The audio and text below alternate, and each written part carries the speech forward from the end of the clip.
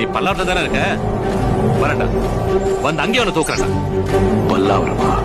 உன் cyber crime ஆளுங்களை screen refresh பண்ண சொல்ல. இப்போ நான் எங்க இருக்கிறேன்?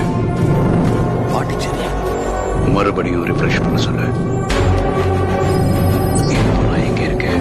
கடலூர். ஸ்டாப். இது மாதிரி ரியல் லைஃப்ல ஒரு இடத்துல இருந்து இன்னொரு இடத்துக்கு லொகேஷன் சேஞ்ச் பண்ணிட்டே இருக்க முடியுமா?